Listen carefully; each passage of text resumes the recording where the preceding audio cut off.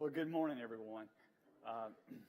We're continuing our study of the last week of Jesus, and again, we're just trying to piece together what happened in that week to make the passages, to make the scriptures, to me, come more alive, understanding what was going on, and there's so much between the four Gospels to try to take this and weave them together to get the complete picture.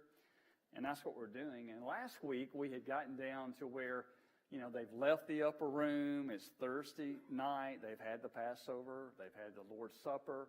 And he gave them, his last things he wanted to tell them. They've left the upper room. They started making their way to the Mount of Olives. And as they're going down the road or through the city gate to get out of the brook Kidron, east of the city is the Mount of Olives. And there's the Garden of Gethsemane. They're on their way. He's teaching them all along the way, or talking about things. And the last thing we got to was he has those three prayers, that we talked about that. He prays for himself. He prays for his disciples. He prays for me and you, future believers. And then we get to the part where we're now at the garden. Okay, that's where we want to pick up today. I don't have control there, Lee. I got it. Thank you. All right, so we're at the Garden of Gethsemane. So open your books, open your Bibles to Matthew chapter 26. We're going to start in verse 36. We're going to jump around a lot today among the four Gospels. Well, we're going to read first Matthew's account of what happens. We're going to read 36 through 46. So he says, Then Jesus came with them to a place called Gethsemane and said to the disciples, Sit here while I go and pray over there. And he took with him Peter and his two sons of Zebedee, which are, you know who those are, right? James and John. And he began to be sorrowful and deeply distressed. And then he said to them, My soul is exceedingly sorrowful, even to death. Stay here and watch with me.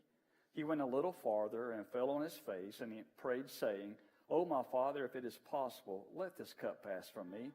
Nevertheless, not as I will, but as you will.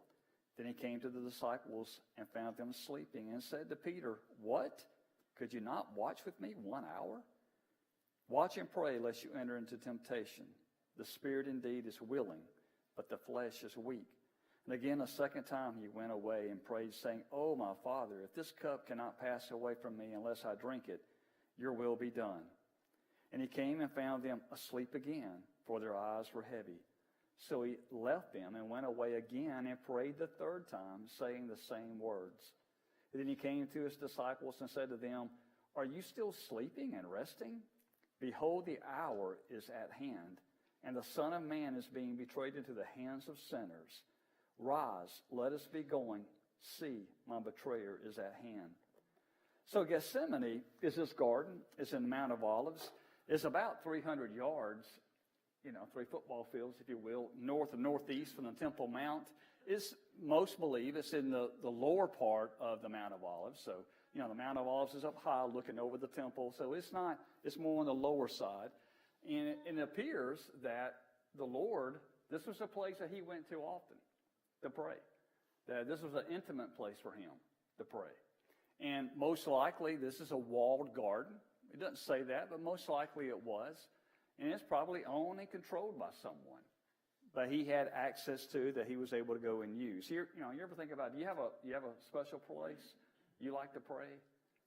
You got a special location that means something to you that you like to go to and pray? The disciples, it's interesting here, they're all with him, the apostles. They all leave and they've made their way with him except for Judas. Of course, Judas has gone off doing the evil thing he's doing. But they're all with him, but they all, when they get to the gate of Gethsemane, to get there, he tells them, y'all stay here. Y'all stay here. Now, they may be right inside the entrance to the garden, or they may be right outside, but they wait on him except for the three. Peter, James, and John. He says, you guys come with me. And he's going to go a little bit further.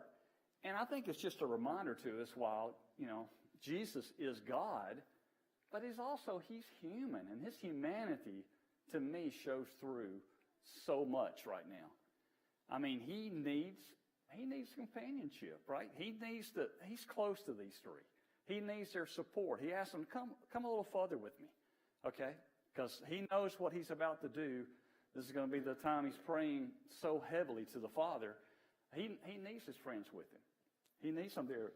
And just a reminder to us that, in these final hours, he still is human. He's so human through and through. What do you think we could learn about the Lord's submission to God's will here? Because he says several times, Lord, is there any way, is there not another plan? Is there a plan B? Is there any way we can achieve what we got to achieve without me dying? Is there any other way? And, and of course, he knows the answer to that. But, is he just saying empty words? You think Jesus is just saying, well, I just got to say this. Is there any other way, Lord, that we can do this? Is it just a flippant thing, or is he serious about it? Is there any other way, God? What do you think? Yeah, he's serious, right? He's stressed. He's in distress. He's in anguish. He's pleading, God, is there any other way here? You're the Father. I'm part of the Godhead, but is there any other way this could be accomplished or achieved? And he says, but if it can't be, I'm going to do what I was sent to do. You think about Jesus. He was sent, to the earth, born of Mary, and here he is roughly 33 years later. He's done what the plan was. And now all he has to do is finish it, right? He's got to finish it. And he's got to submit and die. He has to do that. Without that, then the 33 years, it's not, the mission fails. The plan for him fails. He's got to do this. And he knows he's got to do this. And I think for us sometimes to know that there are things in our life that we don't want to do, but we know we must do. We have to do. And I think about that so many times, and I think, if we could think about the Lord and his obedience, if we could use that during those times in our life when we know we're challenged to do something that we just don't want to do, but it's something we must do because it's the right thing to do, I think maybe it might help us a little bit with our perspective and our attitude on that. So let's look at Hebrews 5 and 7. Hebrews 5, 7. Someone to read that once you're there. Hebrews 5, 7.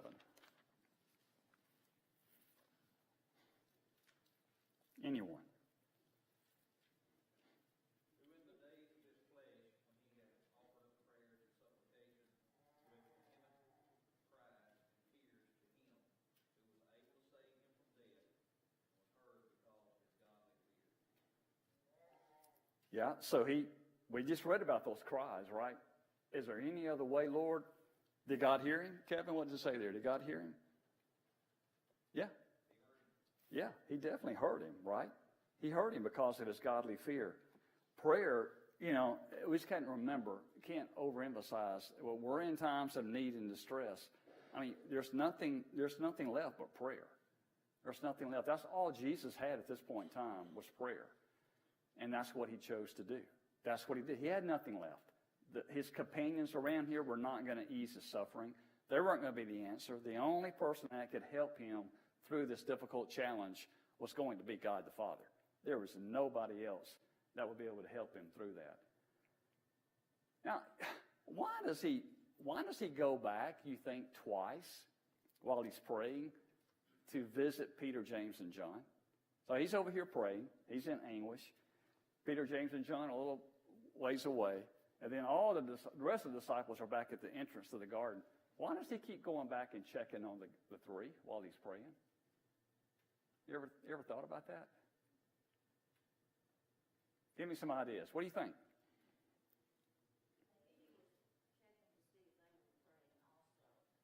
Okay. Maybe see if he check. Could that give him some comfort knowing that others are praying for him? Yeah, that could give him some comfort, right? Does it give you comfort? Yeah. Do you sense some disappointment there when he comes back and he's thinking, you can't even stay awake? Do you not know I'm fixing to be crucified? I'm about to give my life. They're still not really understanding everything right. They still don't get it. They still don't have it all. What might else, you think, be going on here? He's checking on them. Why would he be checking on their well-being, you think, Greg? And he knows they're coming for him. Yeah. He knows they're coming for him. I think he's concerned with their safety. I don't think he necessarily God doesn't need the prayers of men. Yeah. But I think that I could be wrong. That's just something. I think he's checking on them with their safety. Yeah, I think you're right. I mean, he is, what's one thing the Lord's concerned with? He's been teaching the apostles about, the helpers coming when I leave. He's worried about leaving them, right? He is worried about leaving them because what? Those men, the 11, okay, they're going to add Matthias, 11, okay, they're going to be carrying the gospel to the world with the Spirit, and God's going to be involved, right? They're the key to the church. They're the key to growth, right? Okay, with the Lord involved with that, with the Spirit involved with that. He wants their well-being. He doesn't want anything to happen to them. Matter of fact, he even says in one of the passages, one of the Gospels here about, when he's about to go off the trial and everything, he just wants to make sure, leave my followers alone. They're okay. Leave them alone. He's concerned about them. And he knows at any point in time, the soldiers are coming. He doesn't want them to get caught in the crosshairs somehow. I think Greg, I think that as well.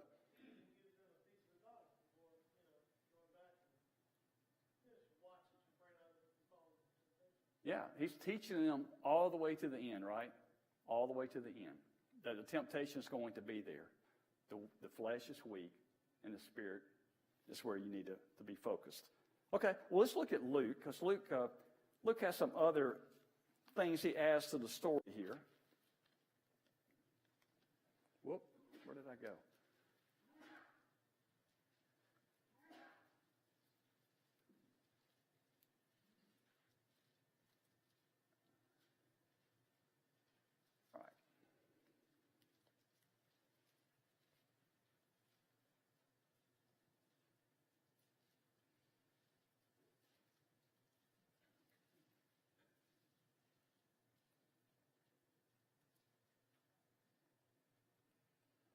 What happened to me here, Lee? There we go. All right. I must hit the button a few times. All right, so Luke, look in chapter 22.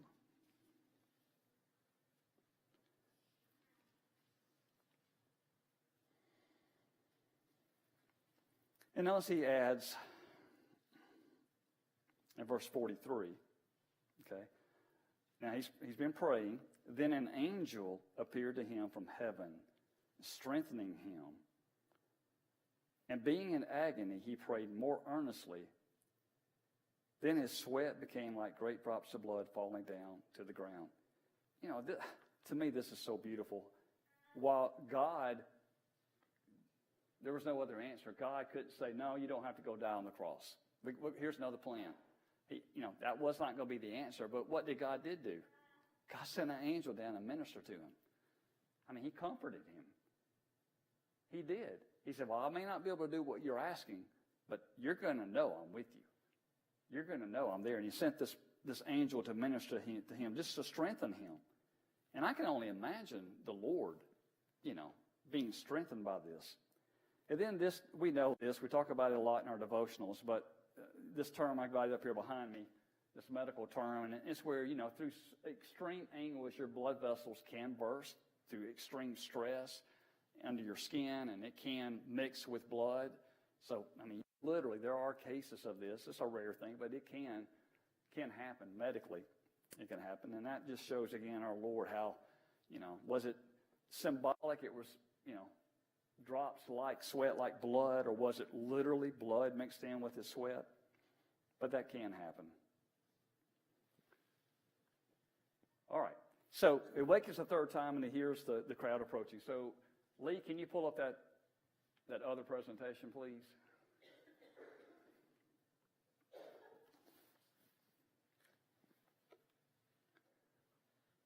All right. So now we're gonna switch. Now he's going to be arrested, and he's going to lose control.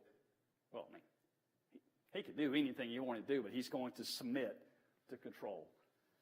So that was Thursday night. Now we're into Friday morning. I just want to quickly show you. Here's what's going to happen on Friday. Okay, he's betrayed and arrested. There's the informal hearing before Annas, the old high priest. Peter's going to deny Jesus. I've got the verses here. If you want to copy this sometime, let me know, and I can get this information to you. He's going to stand before Caiaphas and Sanhedrin. Judas is going to hang himself. He's going to be before Pilate the first time. Then he's going to go to King Herod, okay, Antipas. Then he's going to go back to Pilate the second time. Then there's going to be the mocking. There's going to be the scourging, Golgotha, crucified with the two thieves. And then we got the Joseph in the tomb, Joseph of Arimathea in the tomb. All right, all that happening on Friday. I just want to remind you of this picture here. This is just one, and I'm showing a couple of different ones here that, are a little different. But this one, because we're going to see some maps in just a minute. This is Herod's place. This is where Pilate is located. This is Hasmonean Palace. This is where Herod Antipas is located. Here's the house of Caiaphas, where some believe it's either here. There's some other archaeological findings that believe it could have been in this area. But that's where Caiaphas, that's the high priest, that's where he is. Annas, the high priest, they don't have any idea where his place would be. Here's the Garden of Gethsemane, all right? And most believe that he would have come through this gate when he's arrested and brought back in this way. That's the Antonio Fortress. We talked about all those things before, just to refresh your memory. Okay, so the last week. So this happens around the clock, right? It's night. I mean, Jesus hasn't been asleep since Wednesday night. He gets up Thursday. That's the Passover day. All that goes on.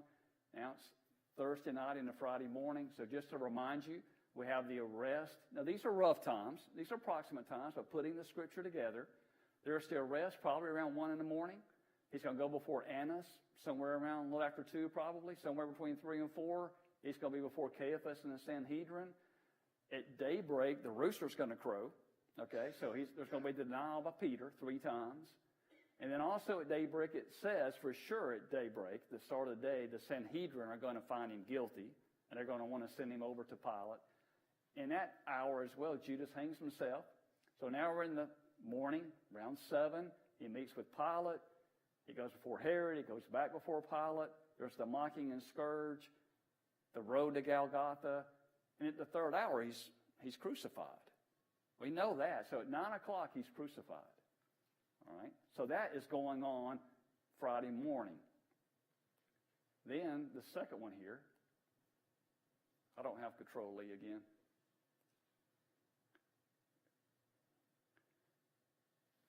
Okay. Then the second one at noon, which is the 6th hour, darkness begins over the face of the earth as he hangs on the cross. At 3 o'clock, the 9th hour, Jesus dies, darkness ends, and he's buried sometime after that. Just a guesstimate of when it could have been on that afternoon Friday. So just, again, I think it helps to kind of see this on the clock to kind of get an idea as we go through it. Now, we're going to go through all this. It's going to take us today and next week to go through those. And this is just another pictorial. I'm trying to have this in your head of how it could have happened. So here he is in the garden. He's going to be arrested. There's a gate down here as well you could go out through, but there's a gate here. They're going to take him, it says, to the palace of the high priest. It's the first place they're going to take him, but there's really Annas, the high priest, they take him to first, which this map doesn't show it, but you're going to see he goes to Annas first, okay, and then he goes to the palace of the high priest, which is Caiaphas. Then he's going to be taken to Pilate, all right? He's over here at the palace of Herod. That's where Pilate is. Then he'll be sent over here to the Hasmonean Palace, which is where Herod is. He'll go back to Pilate. That's where the praetorium is. That's where the scourging is going to take place. He'll be, asked to carry the cross, and they're going to carry it right out through here. And most believe traditionally that the place of Golgotha, the place of the skull, is right out here. It's a major roadway that comes in from the northwest. So kind of gives you an idea in your mind. Okay, let's look at Matthew 26. I hope I'm not boring you all with too much detail here. I find it interesting. It helps me. Maybe it helps you some too to visualize, make this come to life a little bit. All right, so Matthew 26, and let's read 40 through 56. All right, and while he was still speaking, behold, Judas, one of the 12, with a great multitude, with swords and clubs, came from the chief priests and elders of the people. It's still hard to believe that they thought they had to come with clubs and swords. Now his betrayer had given them a sign, saying, of course that's Judas, whomever I kiss, he is the one. Seize him. And immediately he went up to Jesus and said, Greetings, Rabbi, and kissed him. But Jesus said to him, Friend, why have you come? By the way, that word friend, have you ever wondered why the Greek word there's a friend like, man, you're my best friend. This is not that word. This is a friend more of a stern, like you're making a lawyer making friend, friend, I'm making a point with you or whatever. It's really that word. It's not the all cuddly, we're good buddies friend. All right. Friend, why have you come? Then they came and laid hands on Jesus and took him. And suddenly one of those who were with Jesus stretched out his hand and drew his sword and struck the servant of the high priest and cut off his ear. But Jesus said to him, Put your sword in its place, for all who take the sword will perish by the sword. Another teaching moment here, right? Greg, you mentioned the garden teaching. I think this is a teaching moment, too, to let them know that, hey, when I'm gone, don't be carrying around your sword trying to, kill everybody that gets in your way. That's not the way it's going to happen. Or do you think that I cannot now pray to my Father, and he will provide me with more than 12 legions of angels? How then could the scriptures be fulfilled that it must happen thus? In that hour Jesus said to the multitudes, Have you come out as against a robber with swords and clubs to take me? I sat daily with you. I teached in the temple with you, and you did not seize me. But all this was done that the scriptures of the prophets might be fulfilled. Then all the disciples forsook him and fled. So now let's go look at John's account real quick. We're not going to read all of them, but I think these two give us a good perspective on this story. John 18.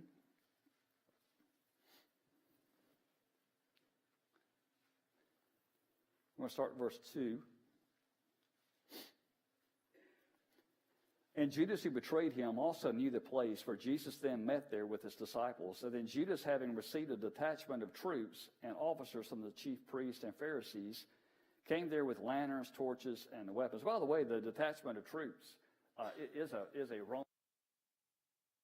These are Roman soldiers that are there. The officers here are the officers from the temple. They're temple officers, but the troop is Roman soldiers. And they came with lanterns and torches and weapons.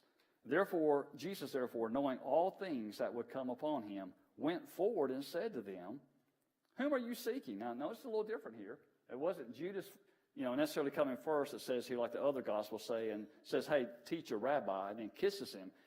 Jesus initiates. He says, Therefore, knowing all things went upon him, went forward and said to them, Whom are you seeking? And they answered him, Jesus of Nazareth. And Jesus said to them, I am he. And Judas, who betrayed him, also stood with them.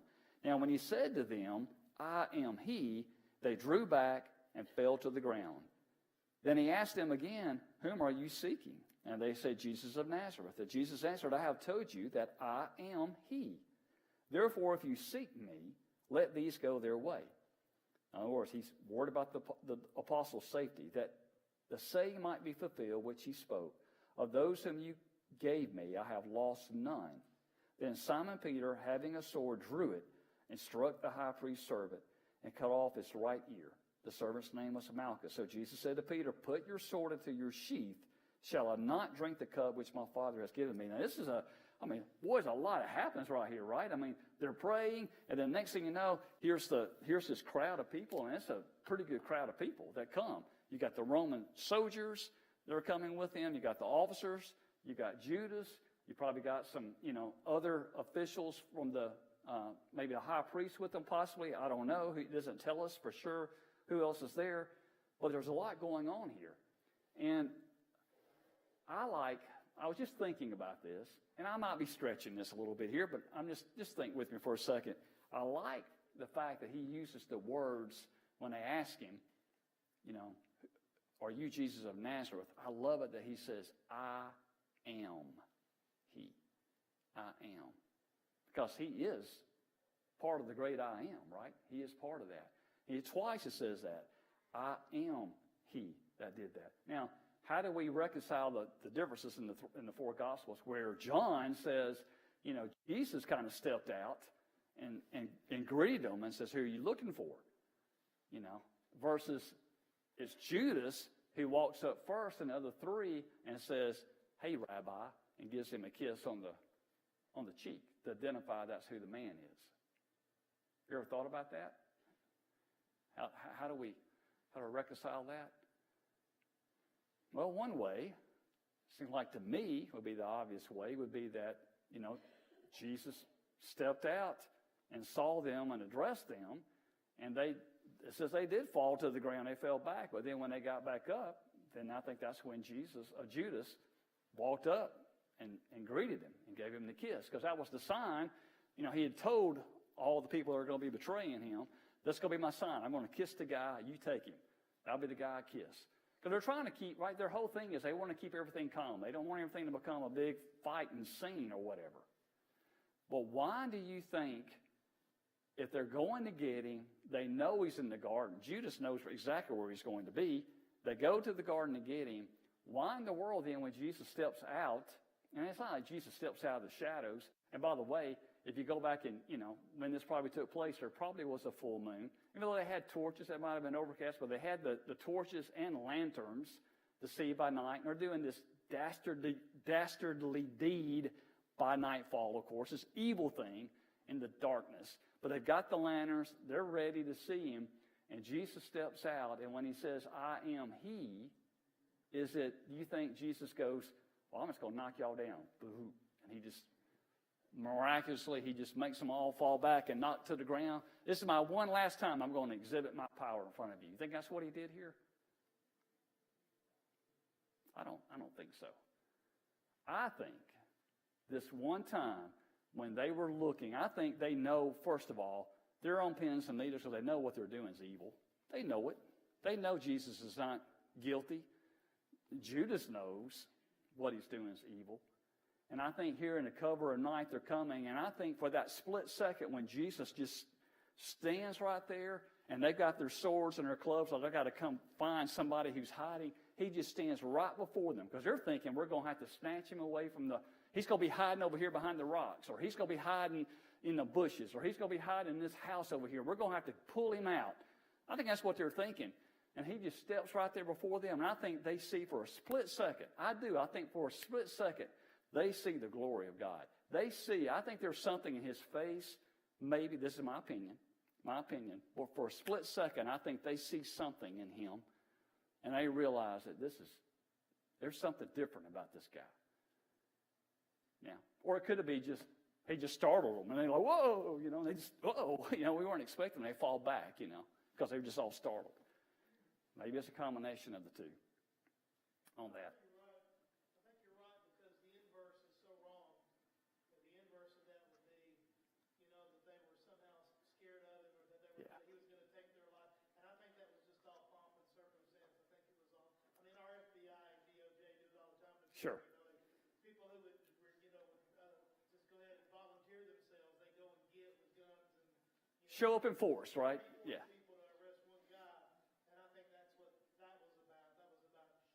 Sure. Implicating him that he was some sort of political insurrectionist, that he was some sort of tyrant, some sort of, mean-spirited individual. So I never had thought about it, but I think you're absolutely right. So. I know you've been waiting on that, so. Thank you, Greg, for the confirmation. I appreciate that. Any.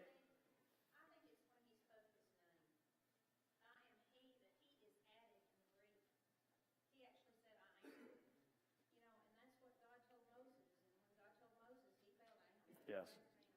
And I think it's when he spoke his name, because all power and majesty and glory and holiness, that's what his name is. Mm-hmm. And they certainly, everybody there, all the Jews, the Romans wouldn't, but the Jews would understood when he said that, right, what that meant and who that was. Absolutely. Okay. Any other comments before we move on? All right. We're just going to quickly look at this because I know everybody likes to look at Mark. This is this odd thing here.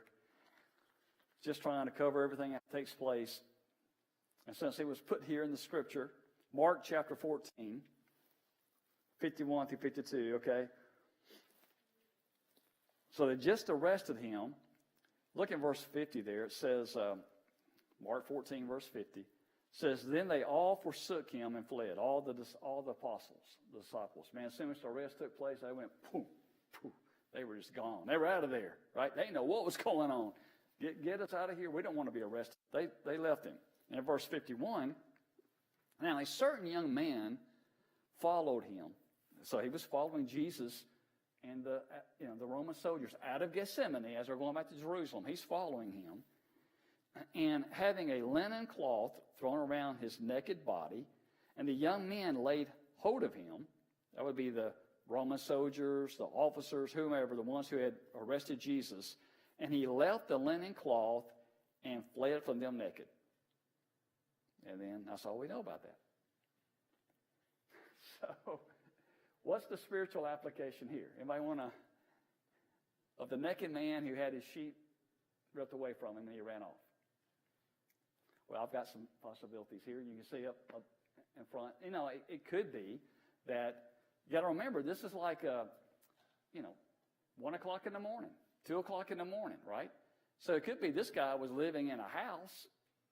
Either maybe he was the manager of the garden. I'm throwing some possibilities out. Maybe he lived in a home nearby, and all of a sudden he hears this commotion, and he's like, what in the world's going on? This is the middle of the night. It's a quiet area. We're not even in the city.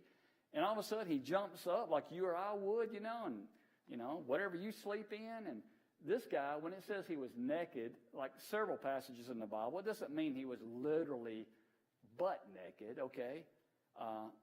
But that he didn't have the proper clothing on, right? Proper attire on. So he just jumps up and grabs it says a linen cloth. I'm thinking he grabs the blanket, he grabs the throw, like we would. And he's running outside real quick to go check what in the world is going on. And then he sees what's going on. And he's, maybe he knows Jesus, and maybe he's curious what's going on here. So he's just following them out. And that's when some of the soldiers or other people say, hey, who is this guy right here?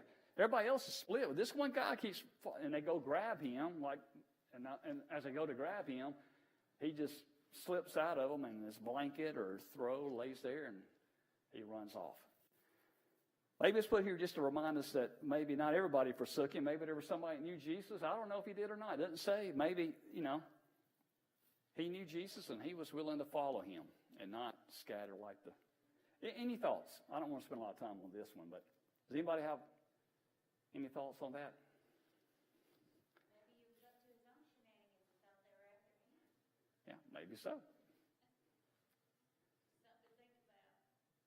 But anyway, it's not mentioned, but only in this book. All right.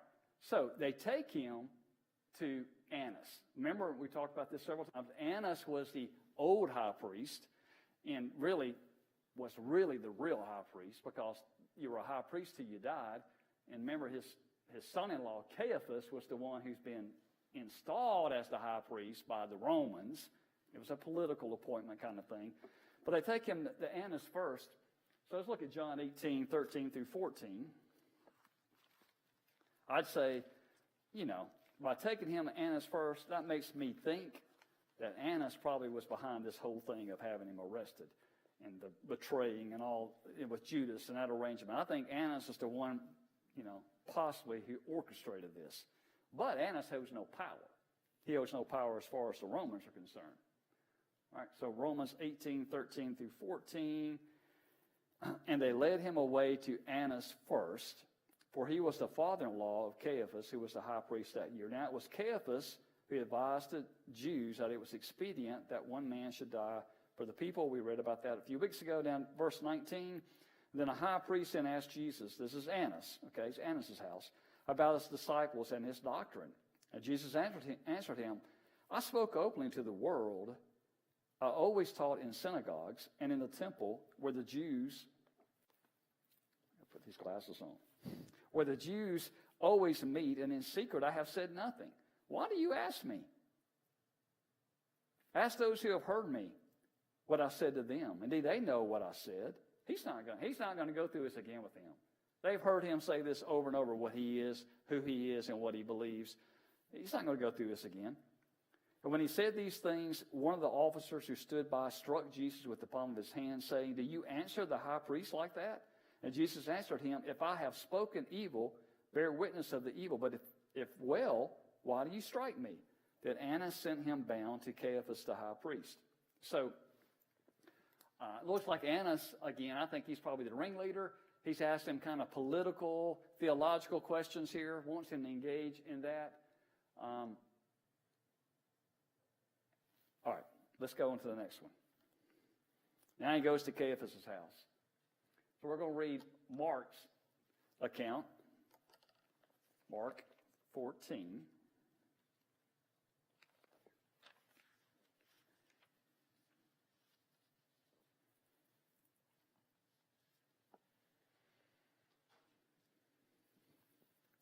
Mark 14:53. And they led Jesus away to the high priest, and with him, and this is Caiaphas again, with him assembled all the chief priests and elders and the scribes. So it looks like that, word's gone out. Hey, we've got him. We finally got him. Everybody get to Caiaphas' house. If you're Sanhedrin, you're part of the council, get to Caiaphas' house now. That's where you need to be because we're fixing to try him. We're fixing to do this, okay? Hey, Mark, Yes. if you remember back after Jesus had raised Lazarus and the council was getting together trying to figure out what they were going to do about it because so many people were believing on him. And at that time, Caiaphas, through the Spirit, prophesied that one was going to say, "You know what you're talking about."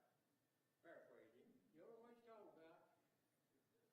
That one has got to die for the people." So from that point on, I think Caiaphas is looking for opportunity. Now he brought these witnesses forth.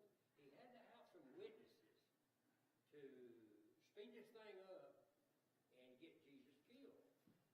So he's talking about him. He thought maybe Annas might be behind it. I think Caiaphas was behind it also. Oh, no doubt he was behind. I mean, And he's trying to make this thing come about, bringing these witnesses forth to witness against him to get him killed. good point. You're right, Dwight. Obviously, Caiaphas is involved behind it. I guess I was just thinking maybe Annas was the one who was involved with actual giving the money to Judas and the trying to come up with the plan to get him. They're all wanting. Caiaphas is behind that too, for sure. And you're right. It said that. Regardless of how he was appointed or whatever, still God is working through the Spirit Yes, to make that prophecy. that's correct. Even though Caiaphas had no idea what he said, he didn't realize he was prophesying. He's in the process of trying to get Jesus killed for the people. That's right. The physical part of it, yes. Good point. Thank you, Dwight. Good point. Okay, so look at verse 50, starting at 55. Now the chief priests and all the council sought testimony against Jesus to put him to death, but found none. This is hilarious to me, these next few verses. Hilarious in a way of, how in the world you've worked so hard to put this plot together to get Jesus, and yet when you finally get him, and here you are, the leader, Sanhedrin, your accusations and your story to try to, to set him up all falls to pieces. All right, so 56, for many bore false witness against him, but their testimonies did not agree. So the ones bearing false witness aren't even agreeing with one another, okay? Then some rose up and bore false witness against him, saying, well, we heard him say, I will destroy the temple made with hands, and within 3 days I will build another made without hands. But not even then did their testimonies all agree. And the high priest stood up in the midst and asked Jesus, saying, do you answer nothing? What is it these men testify against you? But he kept silent and answered nothing. And again the high priest asked him, saying, now this is fine. I think Caiaphas is getting frustrated here. All their false witnesses, they can't get their story together, so they don't have anything yet that they could take with them to the Romans to say, okay, you need to take care of this for us. Okay? But finally, he gets involved and says, again, and the high priest asked him, saying, are you the Christ, the Son of the Blessed? And Jesus said, I am. And you will see the Son of Man sitting at the right hand of power, coming with the clouds of heaven. And then the high priest tore his clothes and said, what further need do we have of witnesses? You have heard the blasphemy. What do you think? And they all condemned him to deserving of death. Then some began to spit on him and blindfold him and to beat him and to say to him, prophesy. And the officers struck him with the palms of their hands.